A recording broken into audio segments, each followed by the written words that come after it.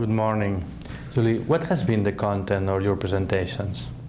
The content of my presentations, I've been looking at the burden of oropharyngeal dysphagia, also the prevalence. The prevalence is quite difficult to determine because the research happens in so many different settings. So it happens in the community, in hospitals, in nursing homes, and so the prevalence figures vary quite a bit. We've been looking at the burden associated with oropharyngeal dysphagia, which has a financial cost, but it also has a social cost for the patient as well as their carers. It has a psychological cost as well, and of course we have dangers associated with death, which is a very sobering thought as well. So I've also spoken about body systems approach to looking at aspiration risk. While it's important that we look at conditions such as stroke and a chronic obstructive pulmonary disease or traumatic brain injury, it's also important to see whether there are other factors that could increase their risks of aspiration, which then increase their risks of pneumonia. So things like impairment in their breathing rate or their respiratory system.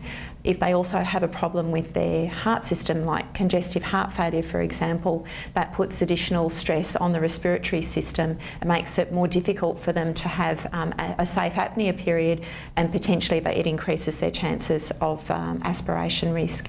So things like a concurrent diagnosis of respiratory disorder, cardiovascular disorder and renal failure, for example, would increase the patient's risk potentially for aspiration if they already have dysphagia. And then I've also been looking at dietary consistency and hydration management. One of the methods that we use to treat patients with dysphagia is changing the foods and liquids to make sure that the foods are safe so that they're not a choking risk, and also to change the liquids so that they're less of a chance of aspiration risk as well. But we want to change those things so that they are just changed for safety purposes. If we make them too texture modified, we reduce compliance. If we make liquids too thick, we reduce patients' desire to actually consume them, and then we end up building into that then unfortunately moving back towards malnutrition and dehydration, which are the things of course that we're trying to avoid. And what is now the main focus of your research? The main focus of my research at the moment is looking at swallow respiratory coordination, also looking at medication swallowing difficulties and what happens when you cut and crush medications and mix them with different things.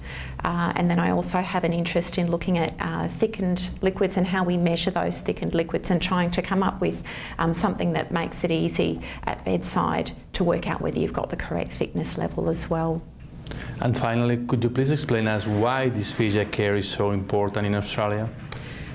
Dysphagia care is something that is really under-recognised. When you have a hemiplegia associated with stroke, for example, it's something that you can see, but with dysphagia, it's hidden. You can't actually see it, and yet there are so many people that are affected by it.